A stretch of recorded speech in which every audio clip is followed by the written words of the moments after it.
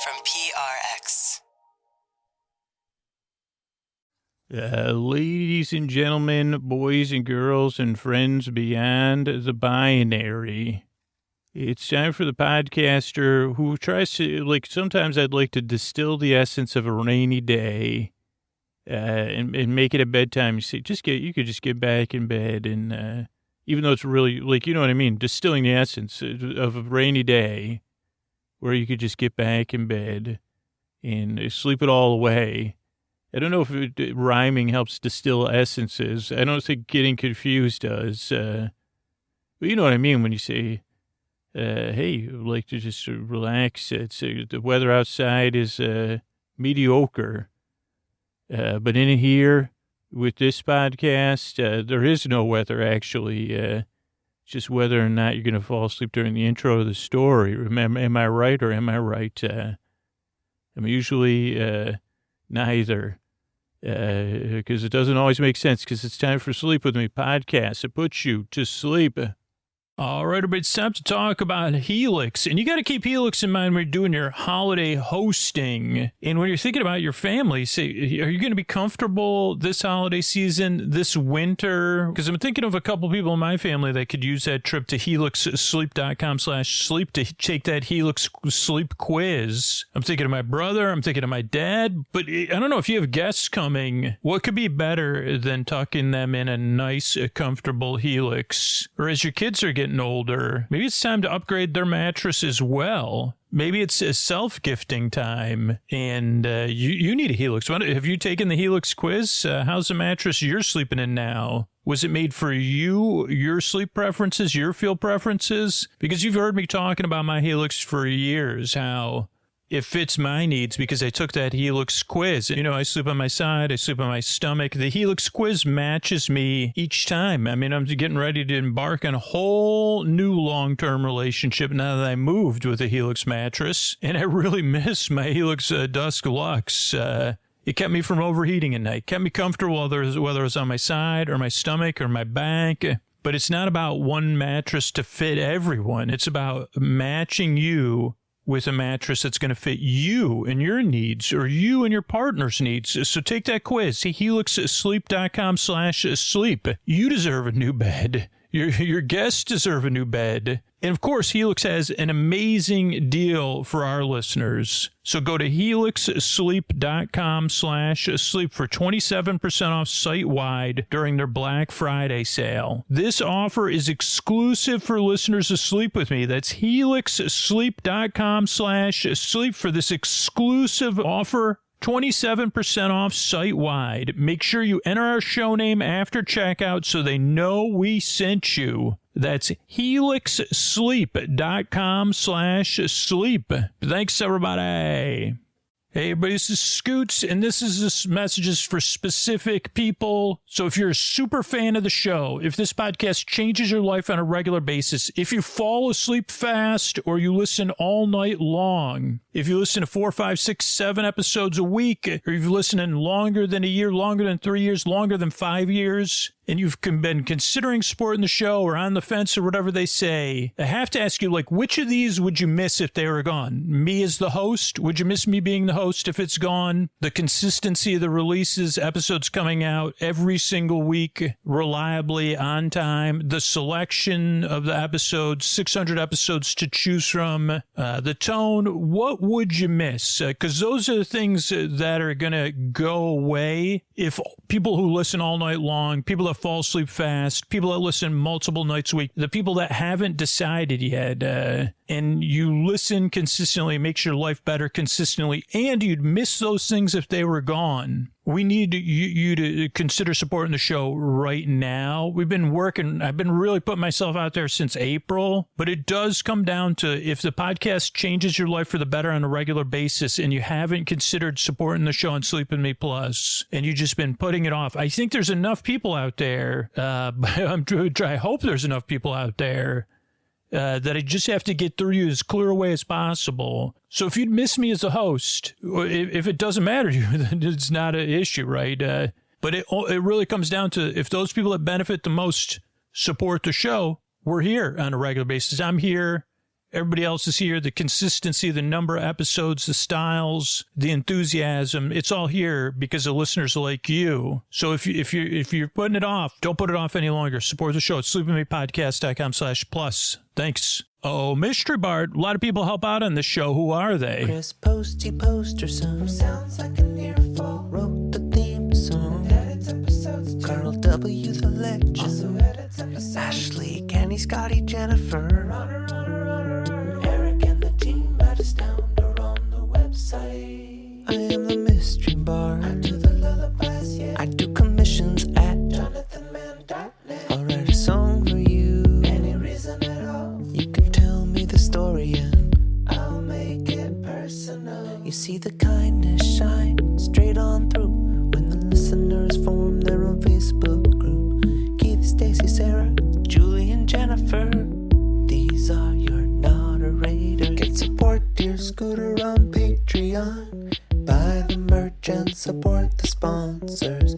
You can find anything you want at sleepwithmepodcast.com. And we're so proud that we could dance. Rusty Biscuit, Lois, Hannah like banana. Leah does the transcript. Thanks, Mystery Bard. And don't forget, the most comfortable way to listen to Sleep With Me is with sleep phones.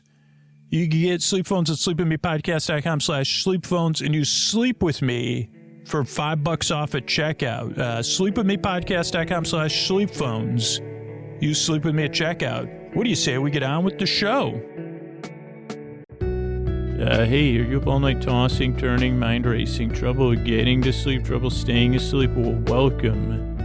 This is Sleep With Me, the podcast that puts you to sleep. We do it with a bedtime story. All you need to do is get in bed, turn out the lights, and press play. I'm going to do the rest. What I'm going to attempt to do is create a safe place where you could set aside whatever's keeping you awake, whether it's thoughts, feelings, physical sensations, the pitter-patter of rain or little feet or dog feet. I guess dogs' feet go pitter-patter. They go pitter-pitter-pitter, pitter-pitter-pitter-patter, pitter-pitter-patter-patter, or pitter-patter-pitter-patter. Or pitter-patter, pitter-patter. It, I guess, depends on your dogs. And you could have a dog that doesn't, that's like a pitter-patter or something. I don't know. What was I talking about? Oh, it's the intro of the show. So I'm here to create a safe place where you could set aside whatever's keeping you awake. I'm going to smooth it out. I'm going to pat it down. I might do some pittering. Like, can you pitter with your hands, or can you only pat? You can pat, because you don't say I'm going to patter you. You say I'll pat you on the back. When actually, maybe you could. How's it? That might be a new thing we could come back to, like pittering and pattering without the feet. Let's get those words more usage already, right? Okay, but I'm going to create a safe place. I'm right now, until I introduce these new theories of the language, I'm going to I'm going to smooth and pat it down. I'm going to fluff. I'm going to puff it up. I'm going to try to really earn your trust if you're new here. I'm also going to send my voice across the deep, dark night. I'm going to use lulling, soothing, creaky, dulcet tones, pointless meanders, tangents to places people would never even say. What do we do? Like, you're going to really, the second half of the intro, you're going to talk about pitter-pattering, huh, Scoots? I don't know. I may be so distracted, I may start talking about it now, Scoots. Are we talking to each other in the third and fourth person, or the second and the third? I don't know, Scoots. It might be the first person and the eighth person, because there's so many people up there. I got to get back to the first person of podcasting, which is my listener here. Excuse me. So I'm going to send my voice across the deep, dark night. I'm using lulling, soothing, creaky, dulcet tones, all that to take your mind off whatever's keeping you awake, as I kind of said, to keep you company, to be your boar friend, your boar bae, your boar cuz, your boar sib, your boar bud, your boar bestie, as we say in the boar bestie, as we say in the people who collect puffy stickers and clip-on emoji heads, or whatever is the thing nowadays, forever. Yeah, but if you're new, here's the structure show. First 4 minutes or so is show business. That's how we keep the show and all the archives free. Then there's an intro. Intros are around 12 to 14 minutes, and that's a show within a show. and where I kind of try to explain what the podcast is. Some listeners get ready for bed during the intros. Some listeners skip the intro. Some listeners fall asleep during the intro. So there's different ways to use it, and you can't really lose it. So that's the intro. It's like kind of like a monologue. I mean, where I try to talk about one thing, how the podcast works, realize I don't quite understand how it works. And then I try to create a metaphor so I'll understand why the podcast works.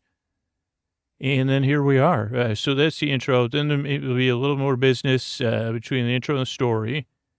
And then we'll have a bedtime story. Tonight will be our modular episodic series, which is a new thing. Super advanced, super technologically advanced. It's a serial delivered episodically in modular format, audio by audio.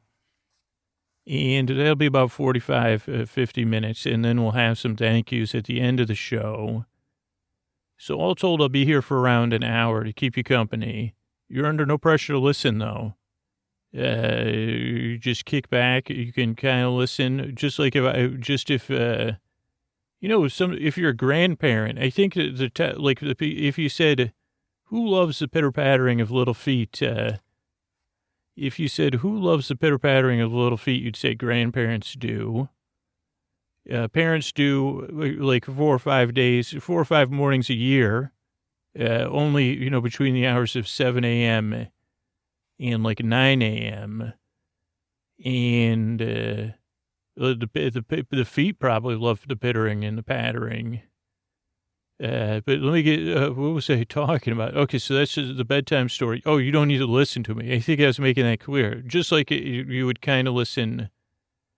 I guess that's the thing. The grandparents, they only have to kind of listen to the pitter-pattering of little feet. If you're a parent, you got to say, what's that pitter-pattering of feet doing? Did I just hear a step? Like, because then you got to listen for them to move the stepping stool or a chair. And you say, okay, I got to get out of bed now and deal with this. It went from pitter-pattering to stool moving. But a grandparent, they could say, oh, those kids are pitter-pattering around up there. Oh, I love them so. Good thing their parents are in charge.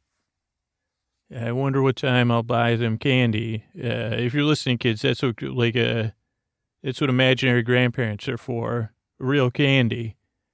Sorry, grandparents. I don't mean to put those only the imaginary ones that live in my brain. Okay, so you don't need to listen to me. I think I said that twice, and I think I even made it more clear there. So you're under no pressure to listen. You're also under no pressure to fall asleep. I'll be here for about an hour to keep you company. And be your friend in the deep dark night, to be your companion, to walk at your side, rambling, going on tangents while you drift off into dreamland. And you can fall asleep at any time. I'll be here the whole time giving it my all, because there's some of you out there that can't fall asleep. And I'm going to be here because I am committed to being your boyfriend, to being here for you, to taking your mind off of stuff, to keeping you company. And, say, lower the intensity for you. Say, oh, yeah, that's a little bit better, Scoots. You say, hey, here's how you can make pitter-pattering. Just say, hey, put some socks on. That'll lower the pittering and the pattering. But I was thinking about it because, usually, as far as I know, that's the only time. Actually, I would assume those are words, but could you use pitter in that game? What's that game called? Words with Friends or Scrabble? And I said this in another intro. I can't play those games. I have dyslexia, so I can't. But I think I could pitter, pitter. And I guess you could say, well, that's one whose career is removing pits, or hobby. Yeah, they're a pitter. And also it's, half of pittering, pattering. It's the sound of one foot hitting the ground in the forest. The sound of 1 foot hitting the floor. Without it, can there be a pitter without a patter? Can there be a patter without a pitter? I guess you'd say, yeah, Scoots, what do you do for hobbies? Well, I'm a pitter. Stone fruits. I take them, I spit them, I eat stone fruits and I spit their pits, only one or two a day. So I don't know if it's a hobby or pastime or just something I do. It's meditative, pitting. I'm a pitter. Yeah, I'm starting a new, I was going to try to read. What happened was, let me tell you this story. Sit on down and get comfortable about how I became a pitter. Originally, I had envisioned pittering and pattering being a new form of relaxation for people. For instead of patting someone on the back, you say, well, I'm not going to pat you on the back. I'm going to pitter-patter you, which is a bit like, there's those karate chop motions that they do on cartoons. And then there's patting, saying, hey, it's going to be okay. I'm here to help you fall asleep. Pitter-pattering, or you could just say, I was hoping it would become a thing. And you say, pitter, are you going to pitter me tonight? You say, yeah, sure. It's two fingers, your middle finger and your index finger, and you're just pitter-pattering, pitter-patter, pitter-patter, left fingers, right fingers, or you can patter-pitter. And it's really good when it's raining, because there's nothing like the pitter-patter of rain while you're pitter-pattering someone. But I guess there's this thing called tapping, and they said that's already a thing, Scoots. You can't. And I said, well, which would you, this is just for the back only, though. And, it'd be pitter-pattering. You'd say, hey, I think it's kind of like, what's the word with non-romantic, platonic? You'd say that's very platonic, pitter-pattering. Just like platonic friends can pat each other on the back. You'd say, well, massage, but I could pitter-patter. I could give you a little pitter, a little patter. And, great way to teach soothing. And they said, do you know anything about any of that stuff other than, and I said, well, no, I know I know, I'm sick of the words. I said, I spoke to pitter and patter.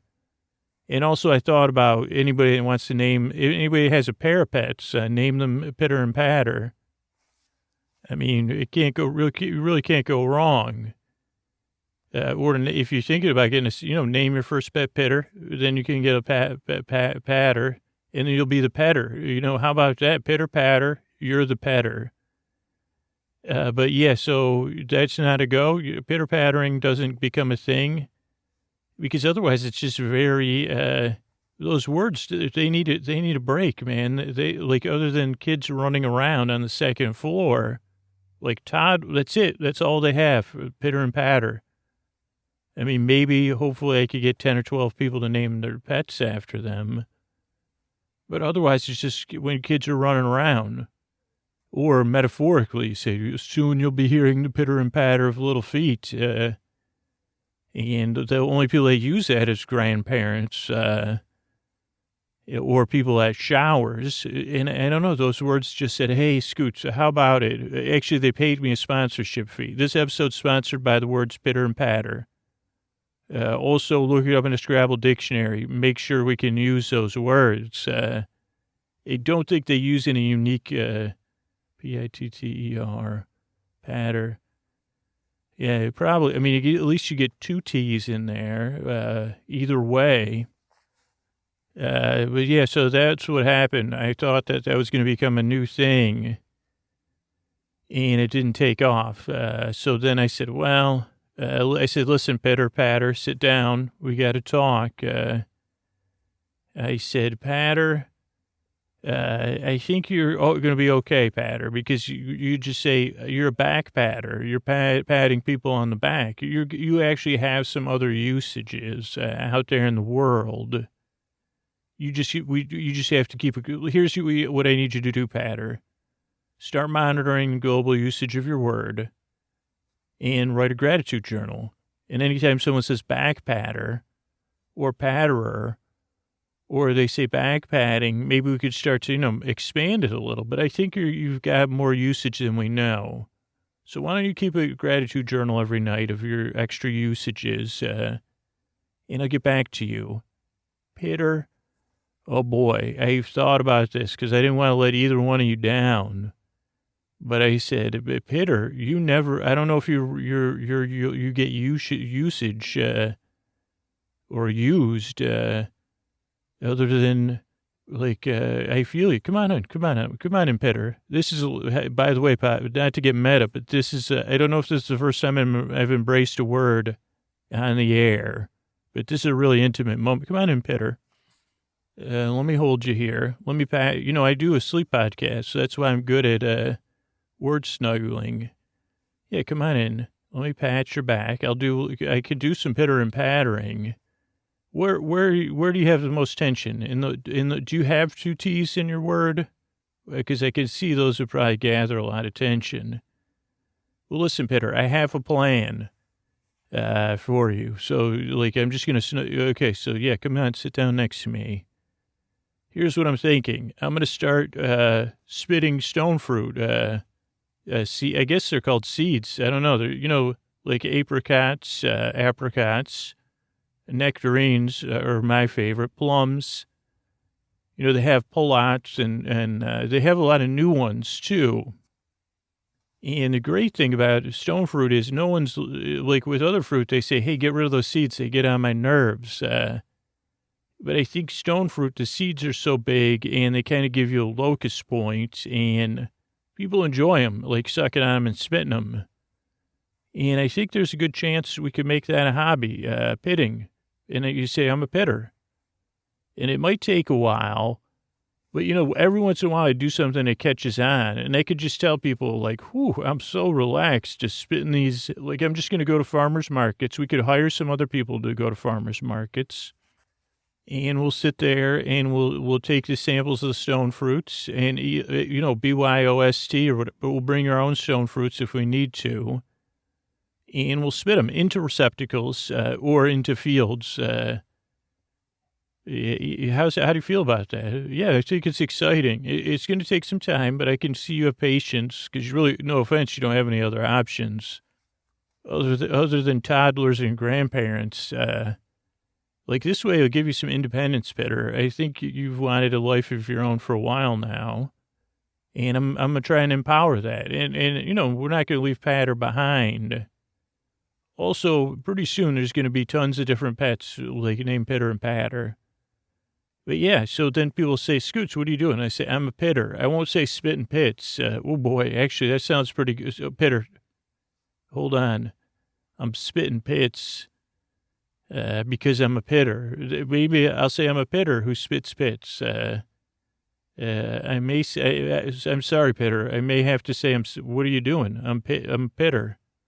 I'm spitting pits. What does it look like I'm doing? We'll see.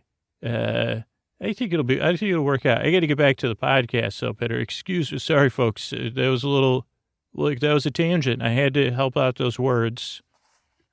And if you're new here, I would just posit that maybe that distracted you from whatever was keeping you awake. And, you know, maybe by me comforting those words, by pitter-pattering on their backs, maybe it put you at ease and maybe you barely smiled. Maybe you fell asleep. Or you said, hey, I've had worse bedtimes than this. So give the podcast a few tries. I've been there. That's why I make this show, because I have issues sleeping. And I have since I was a kid. So I really want to help you out. This is the only way. It doesn't work for everybody. Give it a few tries. That's what everybody says. But I really hope it does help you out. Because I work very hard on this show. I yearn and I strive to help you fall asleep. Thanks again for coming by. Hey, everybody, this is Scoots, and this message is only for super fans of the podcast, people that, particularly if you listen all night long or you fall asleep fast, listen 3, 4, 5, 6, 7 nights a week, or you've been listening longer than a year, longer than 3 years. If that's not the case, this is not a message directed at you. But if you're in one of those groups, you're just like, this podcast has changed my life so much. I do have to ask you, would you miss the podcast if it's gone? And if the answer's no, or nah, I'd find something else, or yeah, no, I have 3 sleep backup podcasts, don't worry about it. But if you would miss this podcast if it's gone, and you have not considered supporting the show on Sleep With Me Plus, We really do need your support. We've been trying to get it since April and have been really working hard at just getting your attention. And it's fine if you've decided not to support the podcast, but if you've considered it and are putting it off, don't put it off any longer, because if you miss the podcast, if it's gone and you haven't considered supporting the show on Sleep With Me Plus, I mean, not only do you get tons of amazing bonus content, but it's what keeps the show around. So if you'd miss the show if it's gone and you haven't considered supporting the show on Sleep With Me Plus, please try it out right now. Right now. Don't wait till tomorrow. Set up the bonus content tomorrow. But if you'd miss the show if it's gone, take action right now. sleepwithmepodcast.com/plus. Test it out. See what you think. And become a part of the future of this show. And it'll be around. That's at sleepwithmepodcast.com/plus. Thanks. All right, I wanted to read you, welcome to our ongoing series. It's untitled, and at this point, I don't think it'll get a title because, but it's a story. It does have a clear story, but you really got it's more of a snoozy, dream-like story that you don't really need to listen to. And if you want to listen to calm yourself down during the day, you'd say, well, yeah, you're right. It doesn't really, but the facts are it's a young woman and a young girl that lives in a theme park, and being raised by a theme park is really all the details. And to transition you, I'm going to read and quote and paraphrase from a Wikipedia article on conservatories. The greenhouse type. So rest in, as they tell you, a conservatory is a building or room that has a glass or tarpaulin, I don't know how to say that word actually, roofing, and walls used as a greenhouse or sunroom. If it was used in a residence, it might be attached to a house on only one side. Conservatories originated in the 16th century, when wealthy landowners sought to cultivate citrus fruits such as lemon and oranges that began to appear on dinner tables brought from warmer regions in the Mediterranean. Municipal conservatories became popular in the 18th century. Many cities, especially those in cold climates with large European populations, have built municipal conservatories to display tropical plants and flower displays. This type of conservatory was popular in the early 19th century, and people were also giving them a social use, like tea parties. Conservatory architecture varies from Victorian glass houses to modern styles, such as geodesic domes.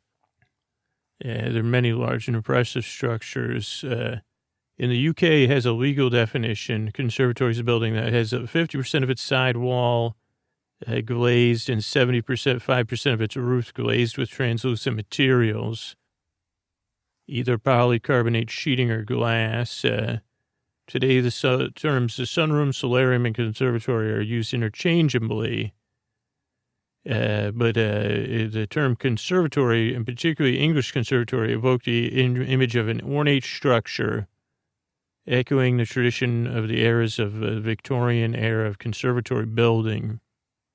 And they're built around the world. They started with preservation, as we said, of citrus fruits, tender plants. They started out being built as like just crudely over potted plants or beds, removing plants indoors. Known in Italy as the limonia. The early structures had wood panels in storerooms or open galleries. Further north, they wanted to preserve orange trees, special purpose buildings to protect the tasty but delicate fruit. Orangeries, as they became to be called, were typically enclosed in structures built with wood, stone, or tall vertical windows. And then they became used to like a wider variety of plants used socially. Greenhouses were rooms, and conservatories were for tender plants. In the 18th century, Dutch scientists pioneered the use of sloping glass to bring in more light for the plants than the tall, wide, glass-sized sidewalls of orangeries. But the 18th century was the golden age of conservatory building in England. They were the product of the love of gardening and new technology in glass and heating.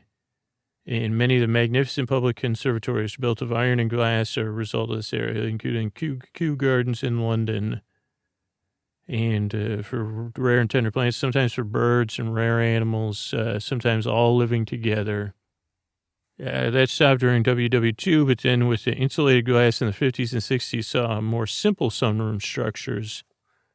And then again in the 70s, people started to recreate the Victorian style of the 19th century using insulated glass. Contemporary construction of conservatory differs from an orangery in having 75% of its surface on the roof made of glass and 50% of its walls. And contemporary ones use technologies to make sure the energy is as efficient as possible, letting in the maximum amount of light while maintaining a steady room temperature. They could include argon impregnated glass, heat-reflective film, thermal ribbons, thermal breaks, or hollow sections of glass that intercept heat. So that's a little bit about conservatories. Ah, yes, when you arrived here with me, it's good to tell your tale of how you came to me. You were very young. You spent some very quality length of time inside my walls, under my roof, not just inside, but outside too. And, I've been defined as the largest greenhouse or the largest conservatory in the world. Though some would argue that, because of the massive amounts spent, that it was an unfair advantage because it was paid. But I said people pay to go to municipal conservatories. And just because I'm an attraction does not mean I'm just an attraction. And this isn't an insult to conservatories. But we were also a research facility as well as a conservatory or greenhouse, whichever you're more comfortable with. I was always referred to, as an attraction. I've just been learning these things as I prepared to report back to you. And I guess this is one of the technicalities when people said, well, is that it was so large that I was sectioned off internally.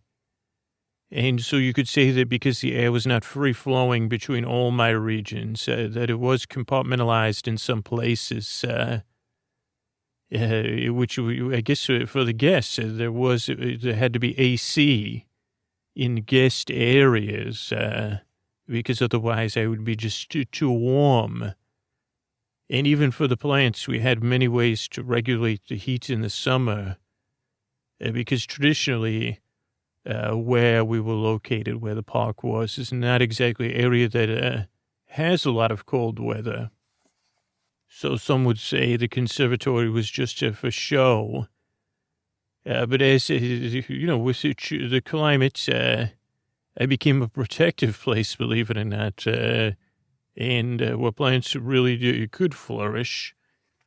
And because we had programs for actual both researchers that were part of the company, but also university students coming and working and doing tests. It was a very active and busy place, in a real working, I guess you couldn't call me a farm. I don't know why you couldn't, I guess, but, so many of the vegetables and the economies, they said, wow, we can actually produce most of the greens, the salads, the microgreens. We could get them of the highest quality for the restaurants that would serve the guests, the tablecloth restaurants, but also some of the non-tablecloth restaurants. And those were the first, of course, to close as things began to change. And so they needed less and less vegetables. It's strange with the changing of the times, people ate less vegetables. But I guess it's neither here nor there. I mean, it was at my boom time, I was producing the majority of vegetables. Not all vegetables. Some had to be purchased and brought in. But you would have been impressed, and that's why that was the vision the engineers had. And then there was another vision they had, which was a rebranding and a refurbishment for me.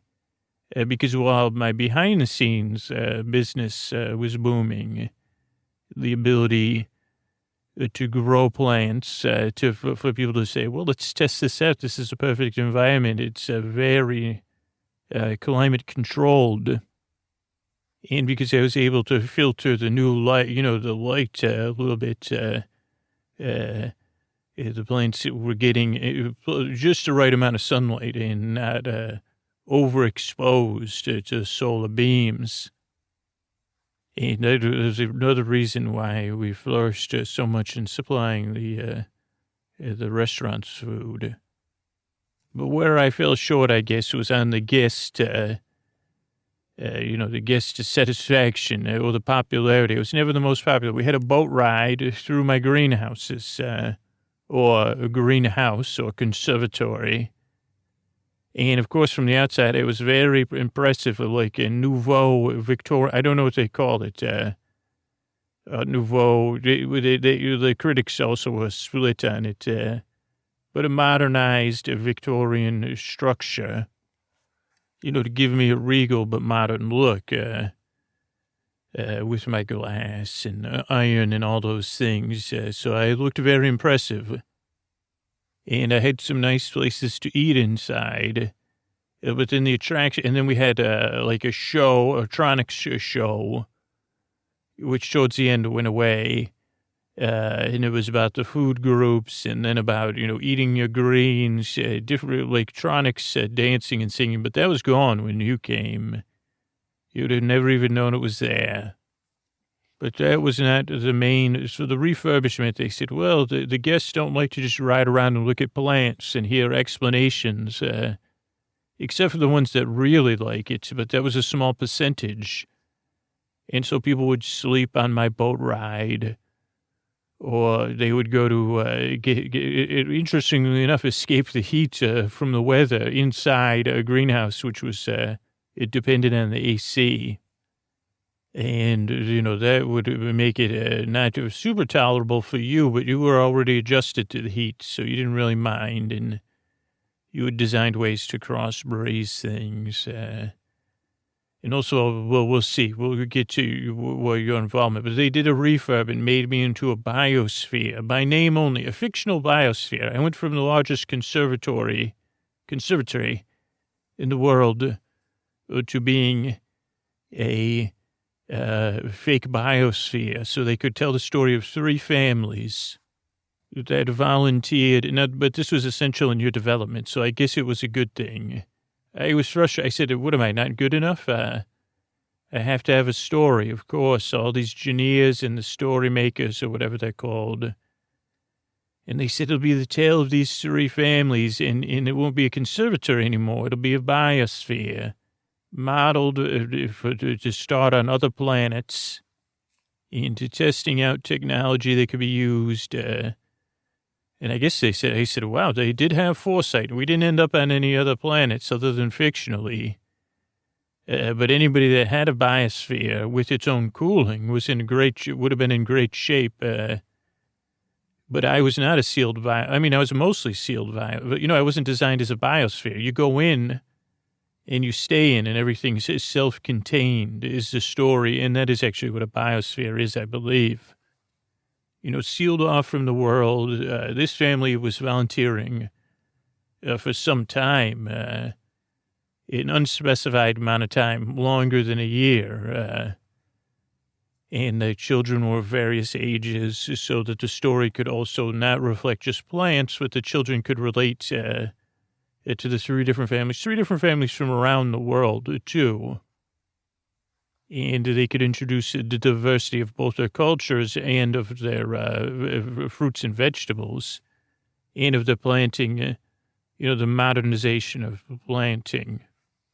And they said that'll get guests interested in plants. They love technology and stories. But I think they, some of these engineers, and the story engineers or whatever they called them, they were really involved. They said, okay, let's really follow these children more than the adults. They're more interesting. And they engage with plants and vegetables in a different way. And so it'll be interesting. And let's watch them grow up throughout the ride. And what could be better fate-wise for you?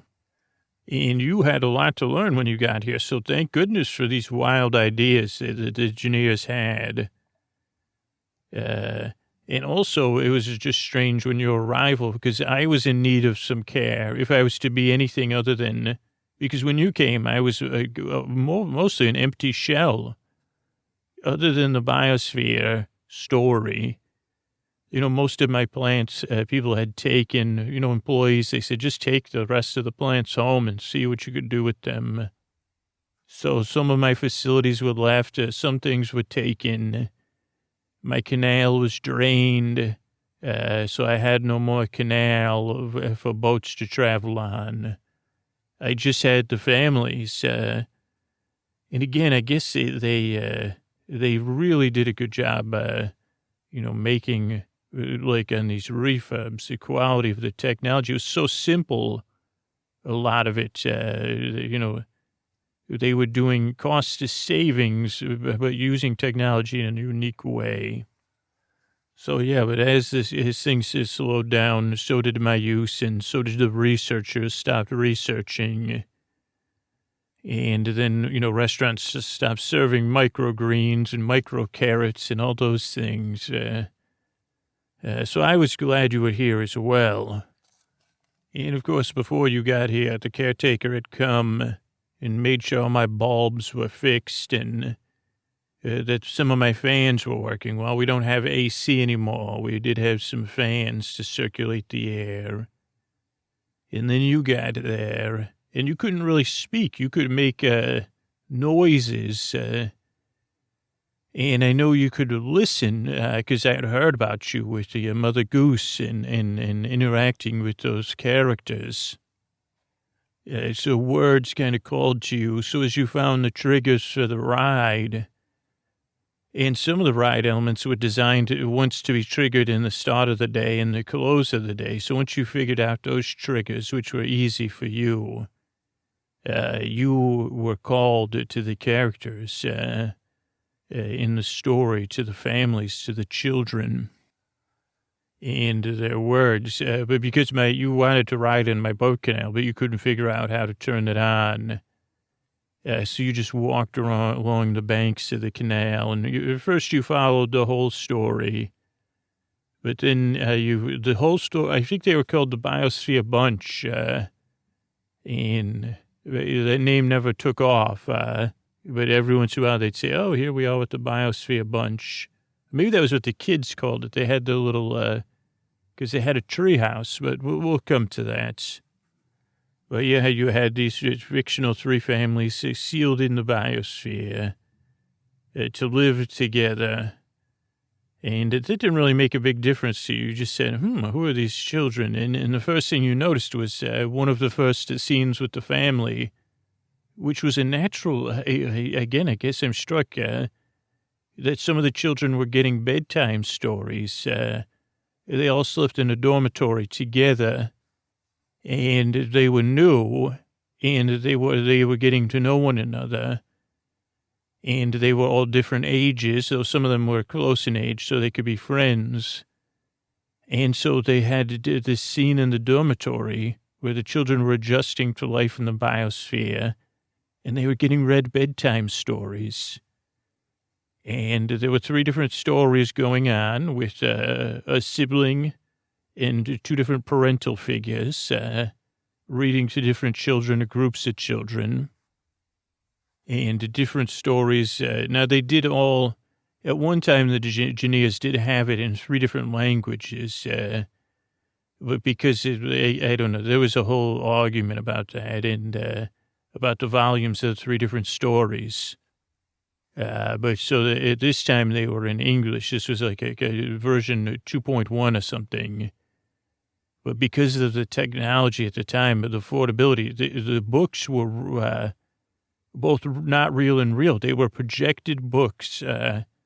So at three different beds, there was someone sitting with a book in their lap, which was just a blank. It looked like a book, but it was really just a screen. and projected on it was the story. And because of the digital technology, this was again a battle of the Janias. This was like when the money was flowing. And the Jania behind this ride said, let's have so this rewritability, a cookie level. There was thousands of hours of stories between these three readers, and they were actually reading, and the text was being projected onto the page as they were reading it. I mean, of course, it was just an MP3 file, like a digital file of their audio. And you were able to sit there, and now the beds weren't really mattresses, but you did your own kind of, and you even moved the children out of the beds, which I thought was funny. And you would get in there, and you would first just listen to the stories for comfort every few hours, and then at nighttime, and you would sleep in there. You had to eventually find a mattress and bring it in. And as the nights wore on, the stories, because you could start them and stop them. You didn't have control over skipping them, but they just advanced in a tiered way through the 1,000 hours. So, you could repeat a story with a different parental figure, like a day or two later. I think I can't remember how the loops were figured, but there was so much for you to read, and they were reading simple children's books. And then one of the older siblings was reading a little bit more of like a early reader, I think they called them. And so eventually you were able to sit along in the parents' lap and read along with them. And I'm sure, I don't know if you imagined what the relationship was. To be honest, you seemed more interested in the stories and the words, and the sounds all coming together for you. I think your brain was really grasping it and processing it, and following along with them. Just a weird quirk of technology, more than your relationship with these, because they were static figures. They were more statues. The projection technology was what gave the motion. But one thing you also started to notice with the stories was that as many as possible were about plants and growth and germination. And that was what the next scene with the family was, like actual in front of the working greenhouses.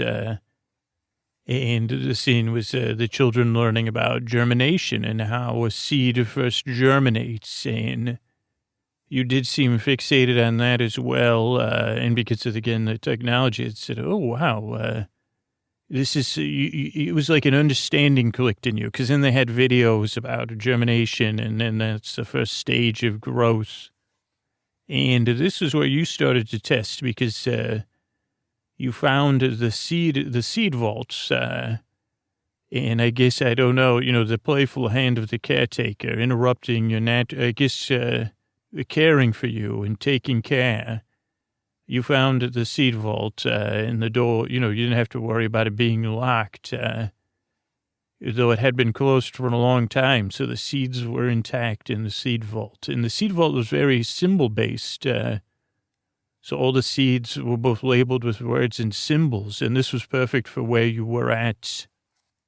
And the caretaker had been supplying you with some vegetables for food. But I think they had a vision for you. And so you would take seeds, and you would take water, and you were trying to germinate the seeds. And because it was kind of warm, the seeds would start to germinate, but then they wouldn't grow, because one thing that I was lacking, even as a conservatory, was light. And we hadn't talked about that, but that was because over the years, there's so much debris and algae and mud had covered up all of my windows. So without artificial light, it was very, very dark inside. No natural light coming in. And we didn't have plant lights, really. That was the whole purpose of a conservatory, was that there was natural light coming in. And you figured it out, just by watching the videos. And You also discovered that our gift shop, my gift shop, I guess, was also the largest library or bookstore. I guess it became a library for you. But also in the seed vault was also a lot of the paper storage, because it was so climate controlled. And so you had so many books to look through, and so many of them were about plants, but there were also books about other things. Well, you weren't really reading much at this point. You were more looking at pictures and trying to understand as each night you read along with the bedtime stories. And then this was a tough time. And I said, this caretaker, I don't get the caretaker, what the caretaker's up to. Because the caretaker had left out or prepared all the things for window washing. My windows had never been washed. But I said, why can't the caretaker do that? You're just a little kid. Well, you figured out. You looked at the sunlight. You went outside. You rubbed a hole in the window. You tried to grow a plant just with a few windows that you could clear out. And then you saw the icons and the pictures for the window washing, which was, again, not word-based in instruction. It showed a person pushing the green button up, the red button down, which lines to pull on. Even the soap distribution, because it was right to the side of a little closet. Now, this one needed much more elbow grease because a lot of the rubber in the squeegees was no longer working. So you did have to scrub. And then you set forth and cleaned my windows, or as many of them, not like a sparkling, like opening day or anything like that. There was no waxing. But you washed off my windows, and that was over a long, long period of time. And you grew, and you actually seemed like you were becoming a better reader. You were starting to read, maybe, or read along, because at some point, a lot of the stories started to do their tiered looping. And so, I don't know. And I said, how much time has gone by that she's washing these windows? And you had your little belts and you were clipped in. And I guess I started to get some pride. And then your light was in there and you could create a seedling. And this was what was interesting. And I guess what was driving you was because then the children had grown. And the next stage of the biosphere was the children were then assigned to read to plants. And not just a germinating plant, but the seedling, the growing plants. And you would watch and read more with the children, read along with them. But you would also watch, they had a very complicated projection illusion to show a plant going from germination to a seedling to budding and flowering. And, the adults explaining these things and making it as interesting as they could. But then you got to sit with the children as they I couldn't believe this. They were reading, some of the children, they had all the different ages, but that was one of the children's jobs. And it was a trick that they explained. The adults said, well, this is a way to weave work and school into one because the plants need attention. And then they even showed how it'd be broadcast to the moon base, in the biosphere there, and to the plants on the moon base. It didn't have children to read to the plants on the moon base. But, that it has a real effect possibly on plants, but also the children needed to have their reading time. So some of the older children were doing quiet reading, and some of the younger children were sounding out, and there was even a teen to help them while they sounded things out, and they were learning. And then you were sounding words out with the children and then actually pulling books and trying to do it on your own. Now, that was very frustrating for you because you didn't have a fictional or real adult figure to help you. You had to learn, and you would slam the books closed sometimes. And the children, it was acting, so it wasn't like they were actually struggling to read like you were, to understand the sounds and the letters. and to create a picture vocabulary in your mind. But you did have picture dictionaries, which were nice, and that was a good way to learn. But it was not easy, no. And I think your frustration also stemmed from the fact that you couldn't get a seedling to take because you had this sandy soil you were just bringing in from the outside. And it had kind of been depleted as the grasses had depleted the soil, where they just had, to make the spots of the park look very presentable. And then you heard the next presentation where the adults were talking about the nutrients and nutrient film and how they at the biosphere had a closed system, which we did not have. That was fictional, where even the methane was generating power, but the closed system of gray, all the waters, the gray and the non-gray waters, using that to help create the nutrients for the plants, with also the other things they were eating. But you didn't have that closed system. You looked for it, but it was fictional and projected. And you grew very, very frustrated. And any of supplies like that on the inside had been gone. As people kind of said, as the workers said, well, I'll just take this home. I want to grow my own food at home.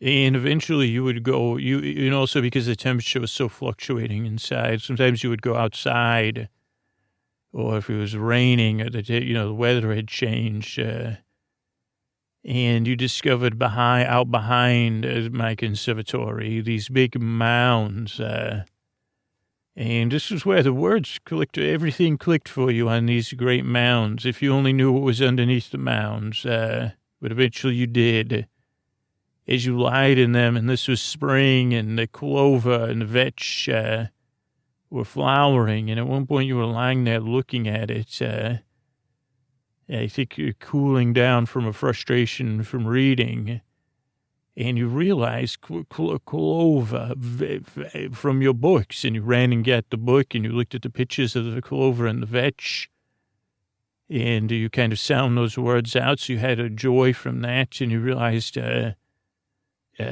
was being talked about in the same place where plants were growing, and it was a book about compost for kids, it was called. And you started digging, and this compost had been there for a long, long time. And it was a very professionally made compost from all of the restaurants at the park. As I said, they could harvest so many things that were vital to compost, different meals, not people's meals, but yes, and different organics and coffee grounds and nitrogen-fixing plants and meals, I guess I already said, fish, from the fish and from the land animals. There was stuff from the zoos and the stables in there. And it didn't need to be mixed, so it took you a while, again, but you had the time to experiment, and eventually that was a lot of work for you, turning over one of these giant mounds, in the layers of compost. But as you did, this was rich, and mixed with sandy soil. Oh, when you started planting in that, things really took off, just like in the image. And then you moved on. Your reading was still coming along slowly. But the next scene with the family and the children was the return to the future. The future returns to the past, one of the adults explained, in the one-room schoolhouse, where the older children had grown too. And the older children and a couple of the adults, the children were trying to teach each other, teach themselves, and learn from one or two adult figures. And again, this was mostly fixated on reading, this whole ride. My attraction, the storyline. They didn't have any arithmetic, luckily, because I'm not a fan of that. I guess I am a fan of it, but, and so you would be in the schoolhouse again, learning deeper, and then having your own physical books, too, and seeing the phonics and the decoding, or whatever the children do, and even some writing, watching them write, and again, I guess this projections, they had so much material they could use. Because he said, what if a guest sits on the ride for 3 hours in a row? I want everything to be different, the engineer said. But also at this time, you had started to, your reading was growing. Your curiosity was growing about what more I had. And you found some of the growing rooms, like vertical planters and horizontal drip irrigation planters. And they were in fairly deep disuse. So you were taking it apart and looking at it. And, you were physically watering your plants and still learning about watering properly. And you saw many of the rides explaining the power of the vertical planters, or what you were like, well, which works with compost in the drip irrigation. And then you even found, eventually you got into one of the control panels for the drip irrigation system. And decoding that took a very long time because it was full of diagrams and jargon. Some of which you just had to experiment. Plus, you had to scale it down because this was for a whole giant grow house. And you really didn't need to grow that much. And you were already having some success in beginning to grow your own greens, and then tomatoes, and then cucumbers. But it was a lot of work. And you had books to read, and, you were becoming... we're going from a child to I don't know what they call it. Your stages of growth were staging on.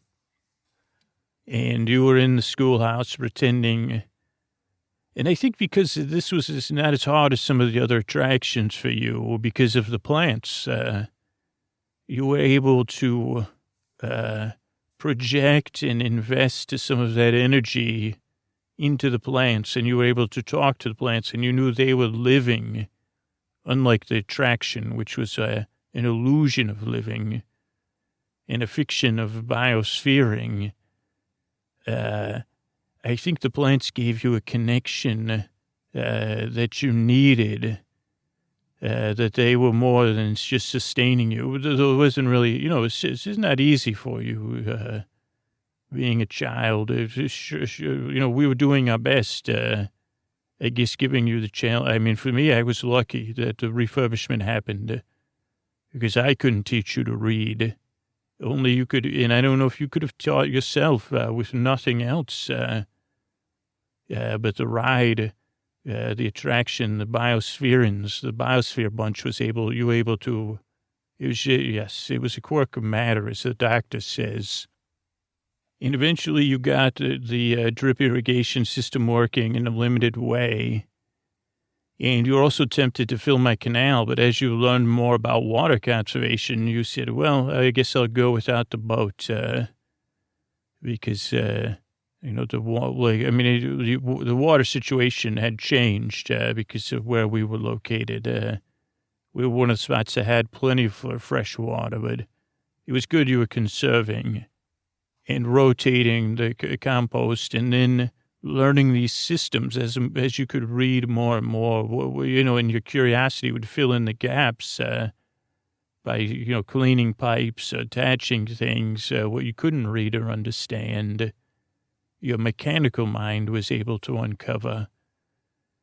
You were able to nearly automate, some of the process, that eventually, and so much of your understanding of the language was tied to books and stories around the growth of plants. It must have been a bit stale. I mean, I know you started reading the travel guide sections and the trivia books, and then the lore of the characters in the park books.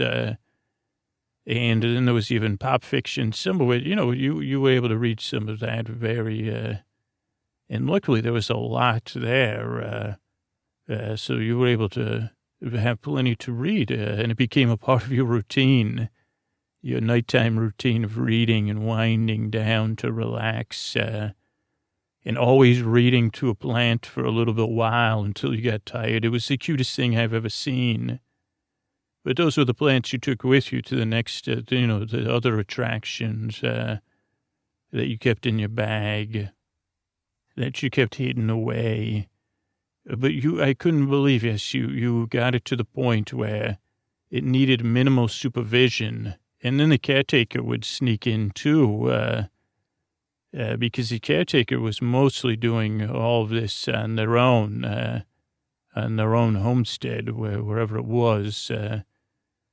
But you had restored me, not to my former glory, but to a place where fictional children were learning, a real child was learning, and plants were growing and flourishing again.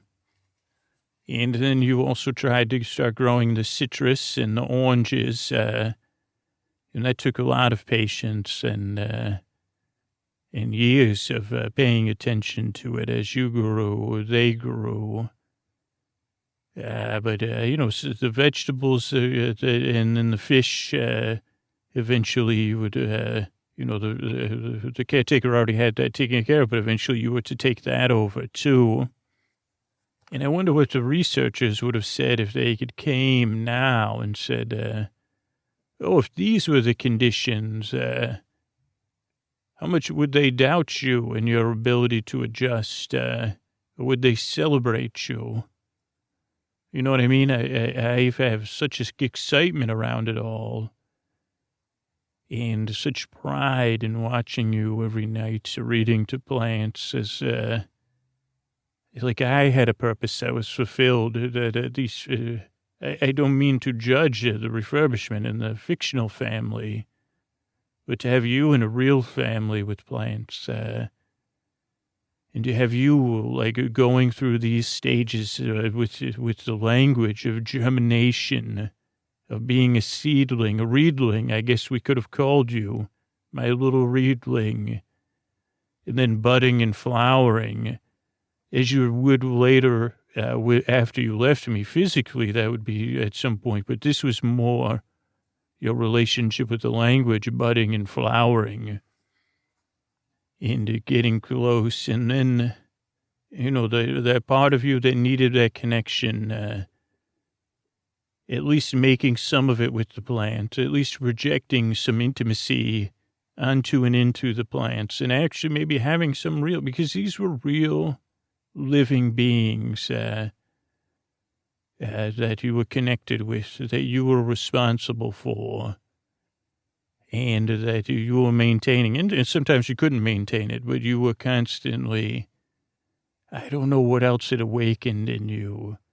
It's not even a metaphor, even though it is a perfect metaphor, that it started to grow in you. This deeper engagement with your curiosity and I can't believe you cleaned my windows. Most children wouldn't be allowed to do that at all. It'd be like saying, hey, go drive a car now after you clean the windows on a window washing rig. But you didn't know that. You said, oh, this is necessary. Let it be done. Let me get to work here. And so I guess as you left, I was just struck by how honored I was to be a part of it, to be here and to observe you. I had pride in my size, but it was the small things, and I was lucky that my bookstore, my gift shop, I guess because of the niching, they said, oh, well, for a long time, the only people that would ride my attraction were tired people that didn't want to wait in line because there was never a line, and people that loved plants. So they said, well, let's sell a lot of books to these plant lovers. And so that's a big part of my history. And so, yes, I never was able to rock you to sleep in my canal, in my boat, like others were. But I was able to watch you go through those stages and to guide others through those stages of germination, of growth, of organic matter, of phosphorus and nitrogen, potassium, of watering, and then of dripping the water out as is needed, and then maturing and ripening, and then delivering sustenance,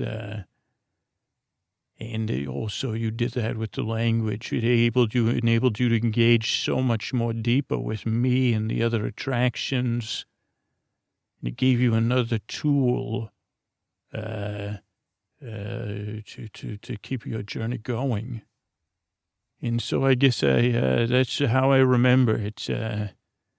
And it's unforgettable. And I forgot how the rest of, it's just like the story of the Biosphereans. It didn't really have it. Like they said, well, then the children learned. It was mostly following the children.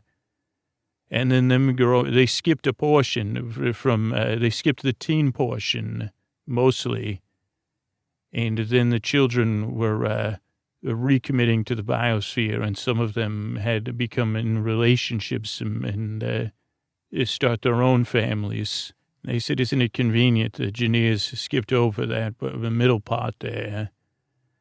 And yes, and they say, oh, next to Mars and Venus and all those things. But I was happy just with you here, bringing the earth into me and the water in the language. I'm honored. Thank you. Hey, everybody, this is Scoots. Before you go to sleep here, this is just a tuck you in message for super fans of the show, super listeners, people that listen all night long, people that fall asleep fast. Maybe I caught you somehow. People that listen 4, 5, 6, 7, 8 episodes a week. People have listened longer than a year, longer than 3 years, longer than 5 years. If your life has changed, I've been saying this since April in a really direct way, but if the podcast makes your life better, it has changed your life and it's not replaceable. Like if you have something you could replace this podcast with, don't worry about it.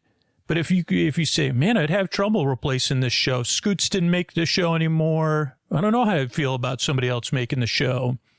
If Sleep With Me was just gone, or if it was behind a paywall, if there was less episodes, less free, or if the show was just not there, would you miss it? Would it be hard for you to replace it? If that's the case, please consider supporting the show. Test it out even. Just sign up right now. Don't wait till tomorrow. Because most people that wait for tomorrow wait a few years, to be honest, or maybe never support the show. It's always tomorrow. Don't wait till tomorrow.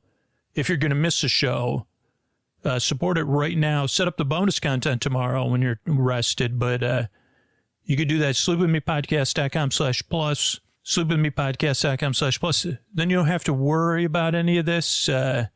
And also, like a lot of people that aren't in a position to support the show or having to cut back right now, you'll be supporting the show for them too, which is pretty cool.